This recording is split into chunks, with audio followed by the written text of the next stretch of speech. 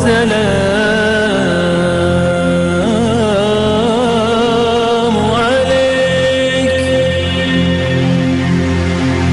عليك يا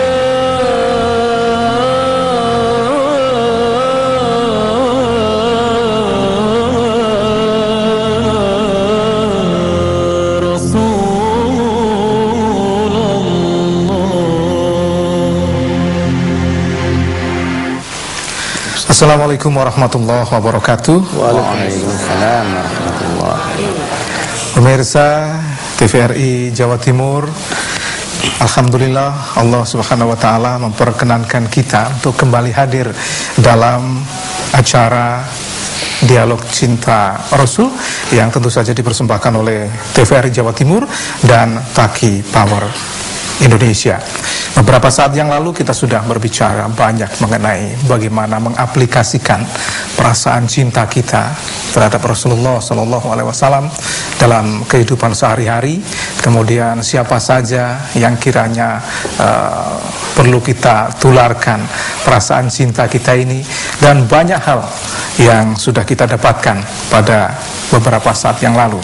Nah, saat ini alhamdulillah kita bisa berjumpa kembali dengan Ustadz Muhammad Taufik Abi.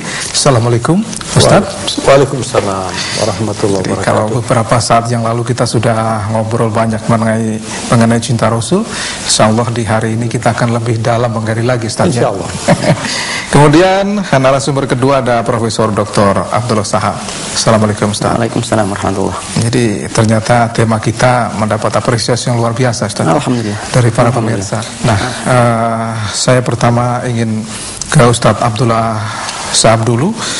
Bagaimana sebenarnya korelasi antara cinta Rasul ini dengan cinta kepada Allah Subhanahu wa taala, Ustaz? Apakah ada bedanya atau ini ada sekatnya atau memang harus sama dan setara? Silakan Ustaz. Baik, bismillahirrahmanirrahim. Kalau kita telaah pengetahuan kita tentang agama, ya. Pengertian kita tentang agama ini datangnya dari suatu sumber, bisa dikatakan satu-satunya sumber, yaitu dari Rasul. Ya. Jadi di dalam kehidupan manusia ini ada alam gaib non-emperik, ada alam emperik.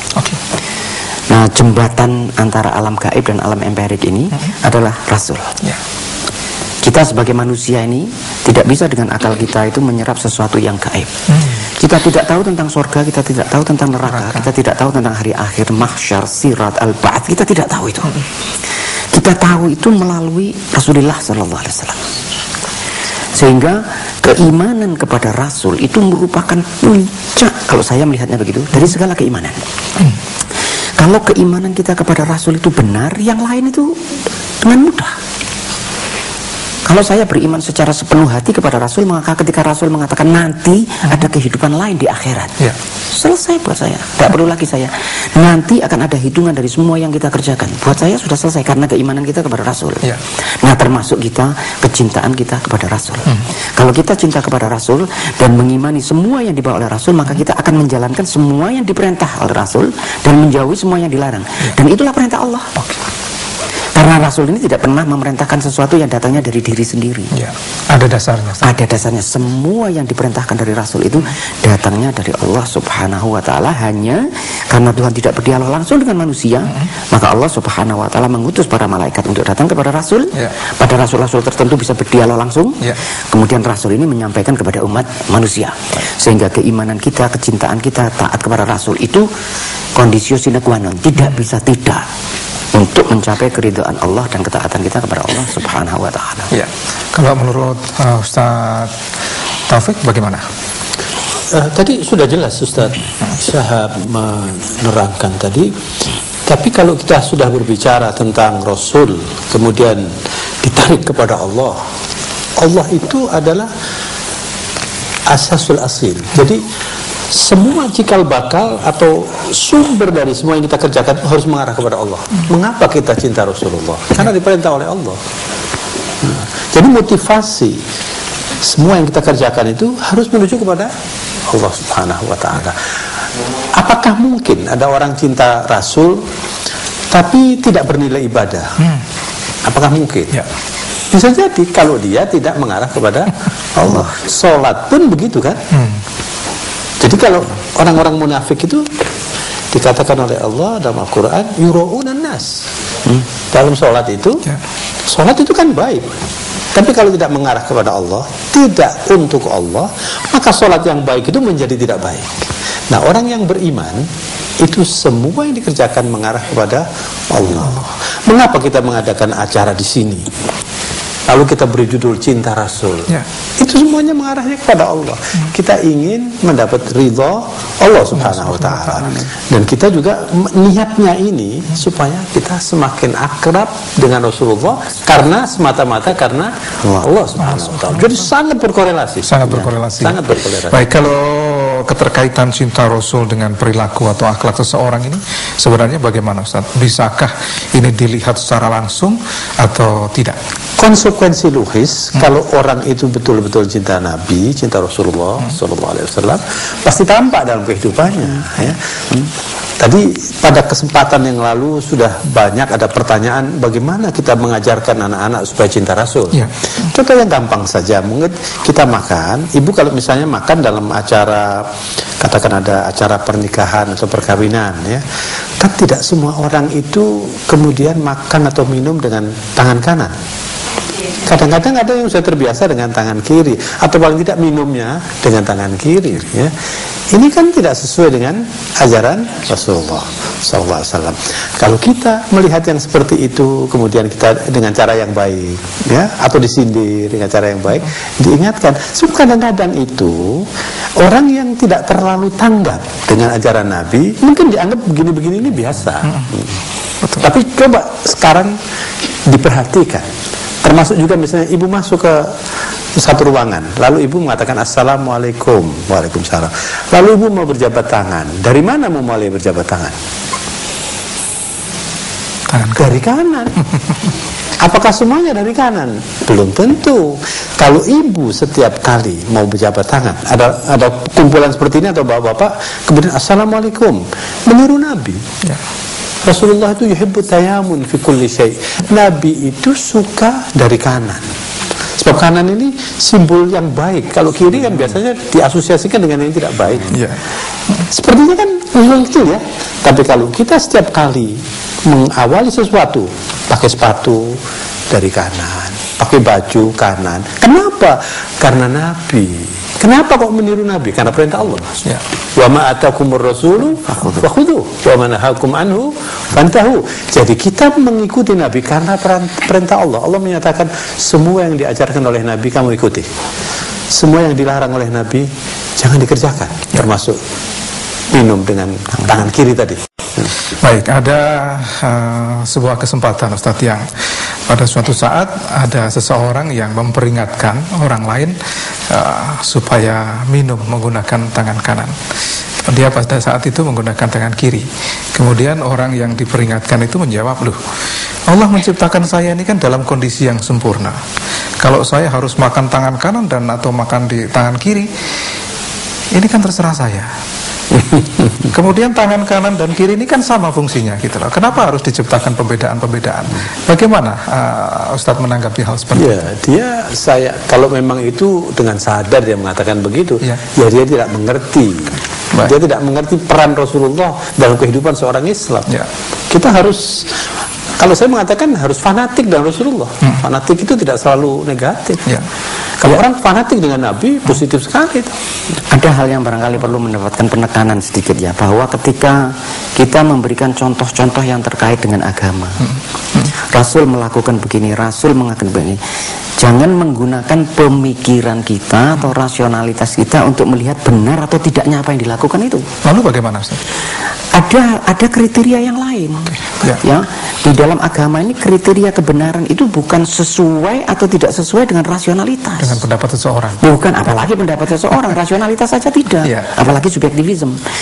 Sehingga secara mudah itu kalau kita melihat agama itu jangan kita merasa bahwa Allah Subhanahu wa Ta'ala atau Rasulullah Sallallahu Alaihi Wasallam itu berhutang penjelasan rasional kepada kita. Tidak perlu ada alasan rasional di belakang ini, agama ini. Karena kalau saya lihat alasan rasional, saya bisa memberi contoh yang bahkan sangat sederhana. Bagaimana, Ustaz? Sebagai contoh yang sederhana, seorang pria tidak boleh melakukan hubungan seksual kecuali dengan nikat akad yang suci. Ya, dan itu dalam pandangan agama sangat jauh dari yang dibenarkan. Ya, wala taqrabuz zina innahu kana fahisyatan wa sa'a sabila. Ya. Orang tahu. Kemudian pada suatu hari pria itu datang ke depan seorang qadhi atau seorang ustadz atau seorang kiai atau ayahnya. Kemudian pria ini dijabat tangannya. Aku nikahkan engkau kepada anakku yang bernama ini dengan mahar sekian. Kemudian anaknya menerima, aku terima pernikahan dengan anak dengan mahar sekian. Apa kemudian yang terjadi? Ketika dia melakukan hubungan seksual, dia mendapatkan pahala. Di mana rasionalitasnya? Ada apanya itu dipegang tangannya, itu ada apanya?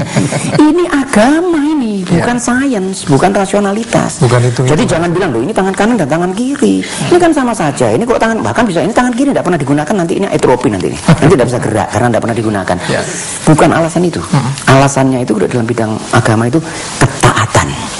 Rasul mengatakan minum dengan tangan kanan, minumlah dengan tangan kanan. Rasul mengatakan minumlah dengan tangan kiri misalnya, kita akan minum dengan tangan kiri walaupun bukan itu perintah Rasul. Ada yang bahaya.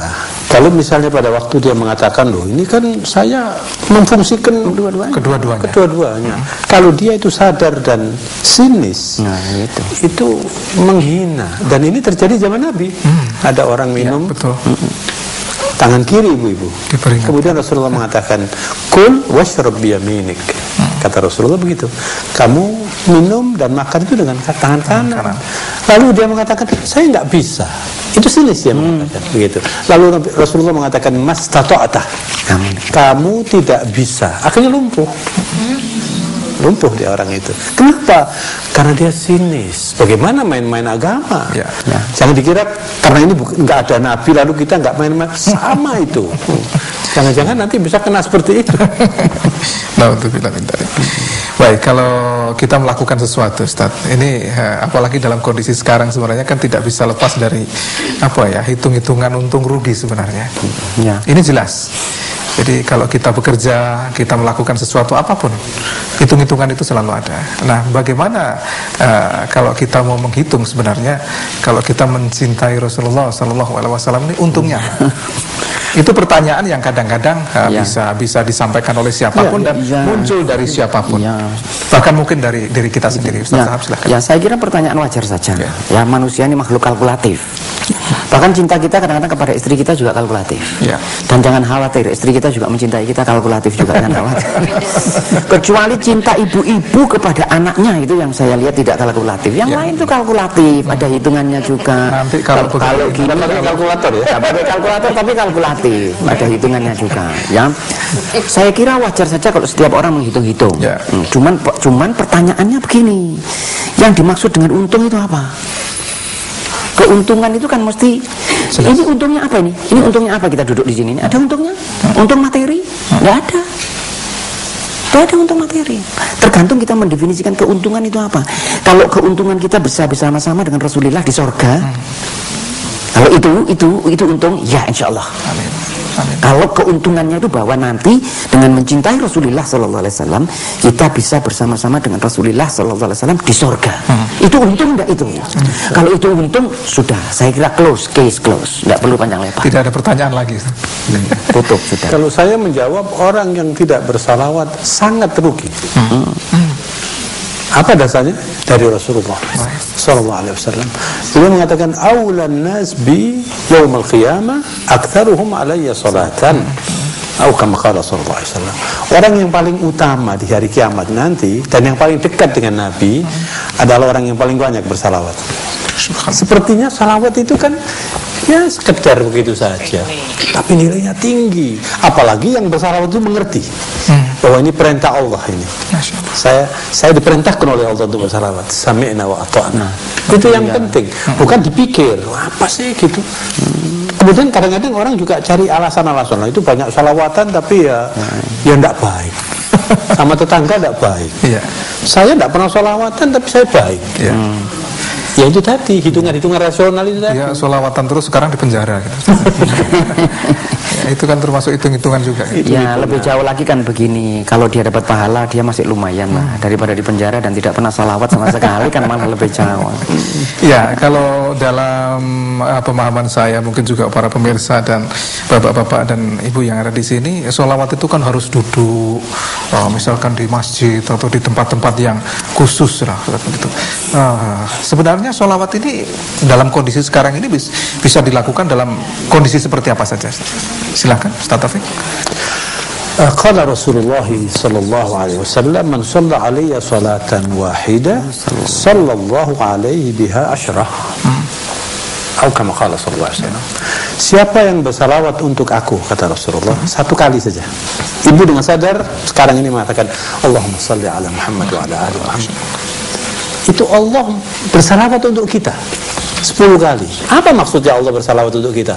Kita dirahmati oleh Allah, kita dilimpahi barakat oleh Allah.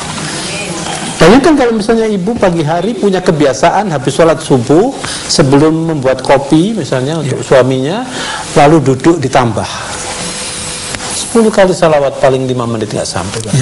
Tapi nilainya, apalagi kalau konsisten, tiap subuh saya bersalawat 10 kali, kemudian malam saya bersalawat 10 kali. Apa dasarnya? Karena perintah Allah dalam surat Al-Ahzab, ya ayyuhalladzina amanu sallu alaihi wa sallimu taslima. Dan semakin banyak semakin baik, karena Nabi juga bersabda dalam sebuah hadis, inna min afdali ayyamikum yaumal jum'ah fa'akthirus salata alayya fa inna salatakum ma'rudah. Atau kama qala sallallahu alaihi wasallam. Rasulullah mengatakan harimu yang paling afdal, yang paling mulia hari Jumat. Lalu Nabi bersabda, yang banyak bersalawat. Ada kata banyak bersalawat. Artinya kalau semakin banyak, semakin baik. Semakin baik. Makanya dalam hadis tadi, semakin banyak nanti di akhirat untungnya itu, kita semakin mulia di sana, di akhirat. Maka tadi saya katakan kalau orang tidak bersalawat atau sedikit bersalawat, ya terlalu rugi. Dalam sebuah hadis dikatakan bahwa ketika seseorang membaca salawat kepada Rasulullah SAW, maka Allah Subhanahu wa Ta'ala akan mengembalikan roh Rasul kepada jasadnya sehingga dia menjawab salawat kita. Jadi kalau kita membaca salawat, Allah mengembalikan sehingga dia menjawab. Jadi bukan salawat kita itu hilang begitu saja. Tidak, salawat kita disampaikan kepada Rasulullah SAW dan dia menjawab salawat kita. Dan itu sesuatu yang luar biasa. Apalagi kalau dapatnya 10. Satu saja kalau kita dapat salawat dari Allah Subhanahu wa Ta'ala, satu saja, sekali saja kita dapat rahmat. Hidup kita dunia sampai akhirat insya Allah. Tapi ini sekali lagi tidak bisa dirasionalkan. Ya kan? Ya berarti nanti berapa ini malaikat yang diperintah? Ini sudah beyond apa main, ya? Di luar kemampuan kita untuk berpikir. Kadang-kadang begini Ustaz, seringkali banyak orang-orang tertentu, mudah-mudahan kita jangan termasuk salah satu di antaranya, banyak orang-orang tertentu itu yang menggunakan rasionalitas di tempat yang bukan domain rasionalitas. Jadi salah pakai alat. Baik. Alatnya bagus tapi salah pakai. Iya. Pertanyaannya adalah pemirsa dan bapak-bapak dan ibu sekalian adalah sudah berapa kali kita melakukan sholawat setiap hari selama ini? Baik, kita akan lanjutkan lagi obrolan kita tentang cinta Rasul ini selepas beberapa pariwara berikut ini. Kalau bertanya, zaman di Al-Quran tidak ada, zaman Nabi juga tidak ada, para sahabat tidak ada, bahkan para tabi'in barangkali tidak ada, tapi mereka setiap hari sudah maulid. Mereka ini setiap hari yang dilakukan itu semua merujuk kepada Rasulullah SAW. Dan itu sebenarnya cerita itu kan supaya seperti itu. Nah, yang penting adalah jangan sampai kita membaca itu tadi, maulud dan sebagainya, tapi perilakunya tidak baik. Ya, ini yang harus harus diingatkan. Sebab Islam itu, agama kita ini bukan sekedar agama spirit ritual, bukan hanya ritual. Tapi ritual dan non ritual, dan yang paling banyak itu justru non ritual. Berislam itu di mana-mana. Jangan ritualnya baik, kemudian kehidupan sehari-harinya tidak mencerminkan. Itu yang harus dikoreksi. Tidak selaras Ustaz ya. Baik, pertanyaan kedua dari ibu-ibu, silakan Bu. Assalamualaikum warahmatullahi wabarakatuh. Kami dari pengajian Nurani, Ustadz ingin menanyakan, apakah keuntungan kita mencintai Rasul Shallallahu Alaihi Wasallam dalam kehidupan kita yang semakin modern dan canggih ini? Padahal kita melihat kenyataan di lapangan, misalnya ada tasakuran perkawinan kadang-kadang tempat duduk aja tidak ada, jadi kita harus makan berdiri. Nah, ini bagaimana mensikapinya dan juga bagaimana Ustadz bisa menerangkannya ke kami agar kita bisa mensikapi situasi seperti ini. Itu selalu setiap pesta tuh seringnya seperti ini. Terima kasih. Wassalamualaikum warahmatullahi wabarakatuh. Waalaikumsalam warahmatullahi wabarakatuh. Ustaz, ini pertanyaan yang sudah lama ada di benak ibu-ibu ini. Jadi istilahnya standing party ya Bu ya. Bagaimana? Saya mencoba menjawab yang insya Allah sederhana saja. Biasanya di dalam acara perhelatan, acara pernikahan, acara pesta dan sebagainya itu yang punya gagasan, yang punya ide itu mesti ibu-ibu. Ayah itu biasanya sakarepe mboke. Yang penting jalan. Jadi ibu-ibu ini adalah agen dakwah. Cikal bakalnya ibu-ibu. Iya, ibu-ibu ini agen dakwah. Nah, kalau ibu punya pesta, kalau ibu punya perhelatan, sediakan kursi. Duduk di bawah pun lebih afdol. Ya. Nah, dan itu percaya masyarakat kita ini, terutama orang Indonesia dan sebagian masyarakat dunia juga begitu. Kita ini konformis. Kita ini cuma nyontoh, ya. Kalau misalnya nanti kalau perlu dicoba ya juga boleh. Nanti ada acara perhelatan ya, sediakan permainan pingpong di depannya, ada main pingpong. Nanti tempat lain orang akan menyediakan permainan pingpong. Kita ini cuma nyontoh. Kalau dicontohkan, terutama para figur teladan, orang-orang terkenal, orang-orang pejabat yang berpangkat tinggi, para ustadz, itu juga ternyata kemudian dia menyelenggarakan acara seperti itu nanti akan dicontoh. Jadi sebetulnya lebih banyak tanggung jawab kepada para ibu-ibu. Ketika di dalam perhelatan sediakan kursi supaya bisa duduk dengan baik. Saya kira begitu. Saya berpikir begini ibu-ibu, yang mengatakan bahwa prasmanan itu lebih modern dan lebih baik, itu siapa sih? Baik lagi. Kalau saya disuruh milih gitu ya, ada acara pernikahan kemudian dikasih satu piring ya, sudah diracik begitu, saya matur nuwunnya luar biasa, sudah tidak repot-repot, ya kan? Saya beberapa kali ibu-ibu kalau prasmanan itu yang penting saya sudah berjabat tangan dengan yang mengundang itu, kalau sudah sulit saya pulang. Ya sudah tidak apa-apa lah sudah.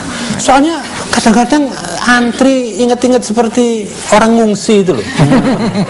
Apalagi nun sewu ya, kalau yang diundang itu ribuan. Dan biasanya orang-orang besar kan ribuan, tapi juga mau kok ibu-ibu dan bapak-bapak itu antri. Saya kalau misalnya ya, yang orang kaya-kaya itu, kemudian yang pangkat-pangkat itu pernikahannya modelnya yang seperti di kampung itu, nanti akan dikatakan itu yang modern. Iya pasti. Siapa sih yang mengatakan bahwa itu lebih modern? Yang pasti itu kan pada umumnya jalan-jalan. Saya kadang-kadang mau cari kursi nggak ada, akhirnya bersandar. Lalu saya mengatakan, ya Allah, saya ini mau duduk. Tapi saya mengatakan begitu, tapi tidak ada kursinya. Bagaimana ini? Tapi saya tidak makan juga lapar ini. Ya, saya makan. Tapi saya tidak senang itu, insya Allah pahala. Iya kan? Karena tidak suka kan? Atau teman saya kalau sudah prasmanan, kebetulan dia dia tidak mau makan. Ya sudahlah, saya tidak makan, pokoknya saya sudah datang, saya mesti berdiri nanti. Walaupun ini ya sudah umum. Nah, mari. Saya setuju dengan Ustadz Abdullah ini. Biasanya menjadi desainernya itu kan ibu-ibu. Kalau ibu-ibu sudah mengumumkan, apalagi katakan yang berpengaruh, yang sudah semua niru nanti, niru. Tapi saya masih tetap, saya lebih senang yang ini. Saya kalau ada acara-acara di rumah saya beri satu piring aja. Duduk enak, terhormat saya, tidak pakai cari-cari. Kadang-kadang malah kehabisan, Bu. Mau cari ini sudah habis, berebut lagi. Saya merasa malah tidak dihormati itu. Bagaimana Pak? Saya pendapat itu. Bahkan kadang-kadang di dalam perkawinan terutama orang-orang besar itu malah penghormatannya itu malah jadi sangat kecil. Jadi justru terbalik, bukan kita yang sebagai tamunya dihormati, tetapi justru kita yang menghormati yang punya acara ini. Dan itu tidak Islami. Itu tidak Islami. Saya pernah pada suatu saat ini kebetulan dengan istri saya pergi ke sebuah saat hanya lantaran takut menyinggung, karena di dalam pikiran saya sudah berulang kali timbul saya lebih baik pulang. Karena belum masuk ke tempat perhelatan itu sudah kira-kira antri 30 meter, 40 meter di dalam terik matahari 150 derajat Celcius. Saya dramatisir biar serem. Saya dramatisir ini. Itu kalau saya dibiarkan itu saya bisa pingsan. Sementara apa yang dilakukan di dalam berpotret-potret. Loh, Saya ini datang cuma menghormati. Saya enggak kepingin dipotret. Saya enggak kepingin dipotret. Saya datang menghormati karena saya diundang. Saya sudah timbul perasaan dalam hati saya lebih baik pulang. Tapi saya kuatkan hati saya karena saya khawatir saya ini mengganggu acara. Karena kalau kita pulang orang lain nanti mungkin bisa ikut pulang. Jadi tetapi dalam hati saya tidak senang hati. Saya lebih senang yang dikatakan Ustaz Taufik itu tadi, duduk saja di bawah dengan tenang, mendengarkan nikah dengan tenang, kemudian datang satu piring diracik sudah lengkap, datang persis di hadapan kita. Ada kerupuknya, ada sambal pakai kacang dan sebagainya. Enak itu, praktis, murah, terhormat, senang, cepat, efisien, efektif. Jadi modern itu sebetulnya. Sangat itu melampaui masanya malah sudah. Nah, ibu-ibu sekarang setelah mendengar penjelasan ini, apa yang akan ibu-ibu lakukan terkait dengan acara yang akan Anda lakukan beberapa saat yang akan datang? Semoga saja sudah jauh lebih islami ya Bu ya. Baik, ada pertanyaan lagi? Kami persilahkan. Ya, silakan. Iya. Silakan Ibu yang ada di belakang. Silakan Bu. Dari Al Hikmah. Ya.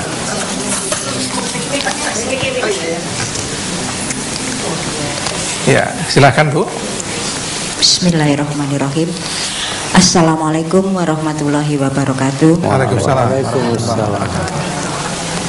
Kami dari pengajian Al-Hikmah Perumahan ITS Bapak, ingin menyambung pertanyaan masalah sholawat nih Bapak. Karena kebetulan kami kan tinggal di kalangan kampus nih Bapak. Sementara kalau kita lihat di kalangan kampus, itu bersolawat itu menjadi sangat sedikit ya Bapak. Hampir dikatakan gersang dalam bersolawat. Apakah itu menjadi pertanda bahwa kita itu memang kurang mencintai Rasul? Apakah orang yang bersolawatnya itu banyak sekali, itu sebagai pertanda bahwa itu adalah orang yang sangat mencintai Rasul? Dan apakah kalau kita bersolawat di saat iman kita tinggi, kita bersolawat dengan air mata yang berderai, itu bobotnya jauh lebih tinggi daripada kita hanya sekedar bersolawat yang hanya karena taat, karena itu perintah Allah. Kadang-kadang pada saat kita imannya turun itu kan, ya itu perintah Allah kita laksanakan, hati kita kurang bergetar. Pada saat iman kita tinggi, jangankan bersolawat, kita sebut nama Rasul aja, insya Allah hati kita sudah bergetar. Demikian pertanyaan kami, mudah-mudahan bermanfaat bagi semuanya. Wassalamualaikum warahmatullahi wabarakatuh. Waalaikumsalam warahmatullahi wabarakatuh. Kita berbicara masalah ukuran lagi, Ustaz. Jadi memang seperti yang sudah saya katakan tadi, bahwa ketika kita melakukan sesuatu memang tidak bisa lepas dari ukuran-ukuran, Ustaz. Silakan menanggapi dari apa yang Bismillahirrahmanirrahim. Saya akan husnidzan saja. Bersangka baik itu penting. Harus bersangka baik orang Islam itu. Kalau ada orang banyak bersalawat, saya akan mengatakan paling tidak itu sudah ada indikator bahwa dia cinta Rasulullah. Orang itu tidak ikhlas, siapa yang tahu? Ya kan? Tapi kalau ada orang sedikit bersalawat, saya tidak berani mengatakan dia tidak cinta kepada Nabi. Barangkali kita tidak tahu dia dengan caranya dia.